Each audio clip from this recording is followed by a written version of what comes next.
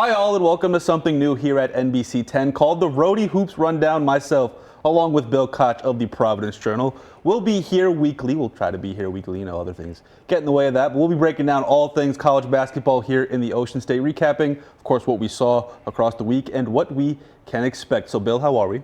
We're great. We're great? Yeah. How are we feeling? Thanksgiving, 2 weeks? Best time of the year, and I'm one of those people who Thanksgiving is my favorite holiday. I demand that it's properly observed before we start getting Christmas decorations. What's your favorite part of Thanksgiving? Is it the football or is it the college basketball? The football, obviously, because I cover high school game every year. Yeah. And the NFL, obviously, has games. You get a lot of college rivalry games that time as well.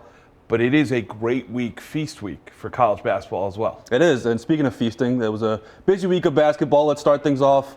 Bryant dropped the new America East champions banner. They go out, get their first win under Jaymien and Christian. Overall, a good night in Smithfield. Yeah, the second half especially, Bryant looked really good. First half, only 1 assist against 5 turnovers. Second half, 10 assists against 2 turnovers. And you could see, Jaymien and Christian said after the game, he wants his team to play with joy. There is joy when you share the ball. And I think that came out in the last 20 minutes. They look good. Yeah, and I mean, you mentioned the second half offense really got going. They were sharing the ball. There wasn't just one guy dominating, dribbling a lot. Quincy Allen stood out in that second half. Yeah, preseason All-America East pick, was recruited at a very high level coming out of his high school.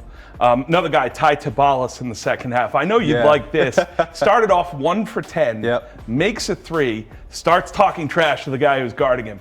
Irrational confidence for a freshman. You love to see it. Yeah, no, he stuck out with obviously his green shoes on the court. That's stuck right, out too. immensely. Right. And also, I mean, really good Timofey Rudovsky. He's a smooth player, whenever somebody sees a European that's a scorer, they compare him to Luka Doncic, essentially, but he's a really smooth player. Well, Russian native, guy who's played at a high level, someone they were thrilled to get so late in the recruiting cycle. And, Jaymien and Christian, with roots in Italy as a professional coach the last 2 years, he knows that market very well. He said at his introductory press conference that he would recruit overseas. He feels that's a vital component of building a program. And now, Bryant, they have a gauntlet coming up. They have Valpo. Now they have UConn, who beat UMass Lowell by 100. And then Virginia Tech, of course, we know them very well because they have Nicholas Abdalis, who absolutely killed PC. That's a segue, Mohegan folks. He's a pro. Who went for 36 points.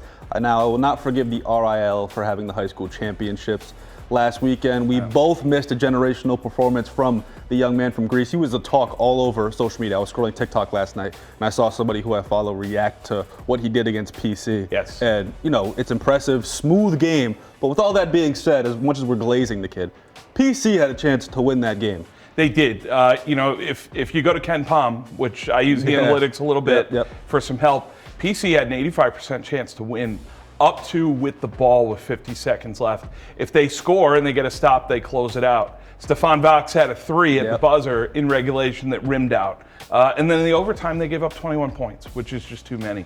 But Providence right there against an ACC opponent on what's supposed to be a neutral floor. Mohegan Sun was certainly Friartown West. Southwest? I don't know directions. I'm not good at this.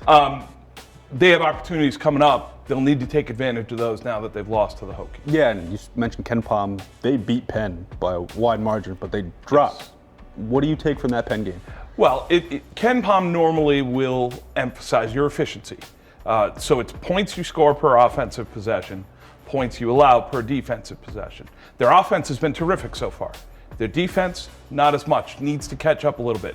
Kim English said after the game, he's really looking forward to seeing what happens when they actually guard somebody, force some turnovers, and then maybe play at an even faster pace in transition. And you look at their roster, I mean, they have the ability to play defense. They have guys who were built to play defense and offense, obviously. Scored 100 points the first time, back-to-back games in I don't know how long. 2008-09. Yeah. How old were you then? I was 12, I think. Right. Well, I mean, depends on when it was. This was not here. No, this came in like 3 years ago. Right, so. right. But what do you see from their defense, and how could it get better? I guess. Yeah, they need to guard the ball a little bit better.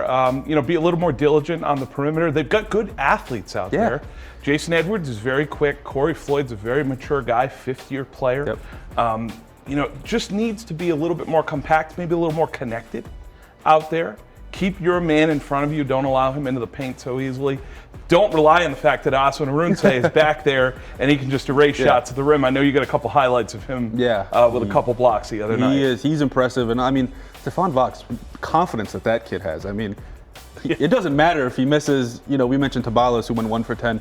Vox is like that as well. It doesn't matter if he misses his first 7 shots. He's going to pull up when he gets that ball. Vox the other night started 1 for 6 and then made his next 2. It was a turnaround elbow jumper from the right and then a 3-pointer from the wing on the right. I like to say sometimes he plays like he forgets he has teammates out there. It's like you can pass it to those other guys. He finished with 5 assists, which suggests that he has ability to get his teammates involved, that he can see the floor.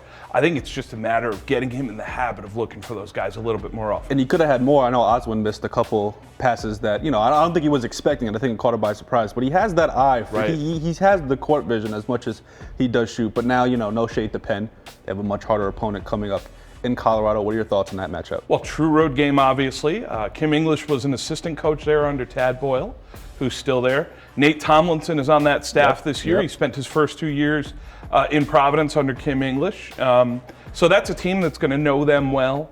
They're 2-0. They needed overtime to beat Eastern Washington, so they're not off to a great start. Yeah. But it is a true road game. It's the first time Providence is going to be traveling like this season.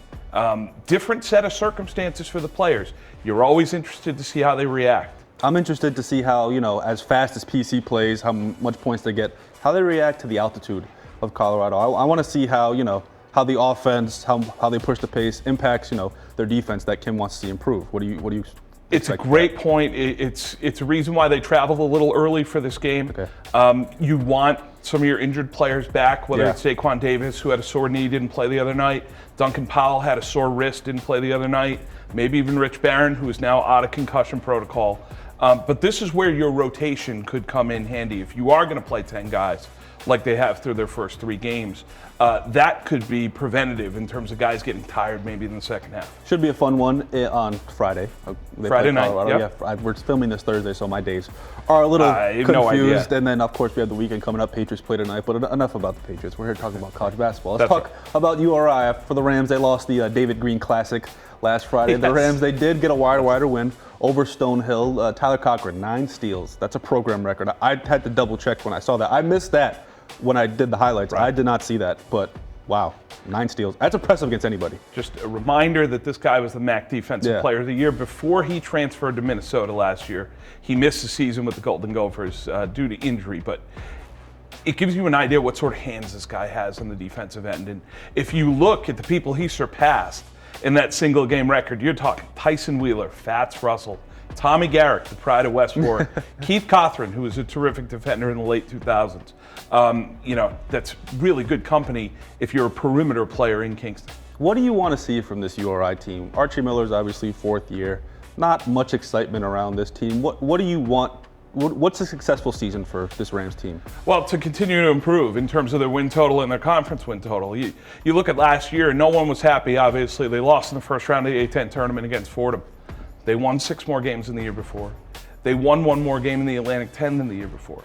That's not to be an apologist for Archie, but you cannot turn on a program when they are going upwards, even if it is incremental. Now, if they go backwards this season, if they win less games overall, less games in the league, at that point, criticize as you will. I also think that the discussion in the A-10 needs to be reframed. This league has had 6 NCAA bids in the last 4 years. It is not the 1990s. It is not the 2000s, the 2010s. It's much more difficult for the league to get to the postseason. So I think maybe we're reframing. You could say I'm moving the goalposts, certainly. But I think you need to reframe the discussion around the A-10 and around some other mid-majors as well. All right. So with this URI team, they have Albany on Friday, and then they have Yale. Is that the next litmus test for URI? Yale's a difficult game. The Ivy League favorite. We saw them win the Ivy League championship last year at Brown at Ivy Madness. It's a team who beat Auburn a couple of years ago in the NCAA tournament. James Jones is one of the best coaches in college basketball. One of the best player developers in college basketball. If you consider how much better a guy like Nick Townsend has gotten from the time he was on campus. James Jones had Danny Wolf. It's a first-round pick in the NBA draft after he transferred to Michigan. it stuns me. James Jones is one of those guys who's been at Yale for almost 2 decades. It stuns me that he never got a shot at a bigger job. Yeah, and another team that has a lot of questions around it. Brown right now lost against your alma mater of BU. I know you're not happy about that because you might be. A little. What Hockey school. That's fair. What have you seen from the Brown Bears? Well, they're injured to start off. Landon Lewis has not played. He's got an ankle injury. He suffered that in the exhibition against UMass. AJ Lesford has not played. We expected he would be out. Foot surgery in the offseason. Could be December, could be January before he's back. Those are 2 critical pieces. The Ivy League, in terms of transfer portal, roster additions, whatever it may be, it's still about recruiting and developing your players. You can't miss on guys who you recruit, and they need to be healthy and get better over 4 years. And, we won't see the true Brown team until those 2 guys are out on the floor. Okay, do you expect them to get their first win Friday night at home? They could, certainly. They've got 2 good opportunities coming up here at home. You look at Jeremiah Jenkins scoring a little bit for them. They need Adrian Nucci-Diuno, Malcolm Risby-Jefferson. Those are 2 other guys on the perimeter who will need to score a little bit for them with Lesford out. Enfamara Dabo needs to carry the load inside while Landon Lewis is out. They're asking a lot of guys who might have been 4, 5, 6, and 7 on the depth chart. Now they need to be 1, 2, 3, and 4. It is difficult to do that. What's the game you're looking forward to most across these 4 teams? I would probably say Providence at Colorado, because I think that's another real test for them. They missed a chance to start building a non-conference resume against Virginia Tech. They've still got Colorado. They've got Penn State. They've got Wisconsin out in San Diego at the Ratty Children's Invitational. Those are games that they're going to need to put in the bank before they get to Big East play. Otherwise, in the league, you're setting yourself up where you're going to need to win 12, 13, 14 conference games to get to March Madness. Yeah, we're off and running here in the college basketball season. Bill, of course, thank you for your time. Always fun. It flies by. It was like 20 minutes. All right, go to our website, turnitin.com, for the full blog, and everybody have a safe weekend. We'll see you next week.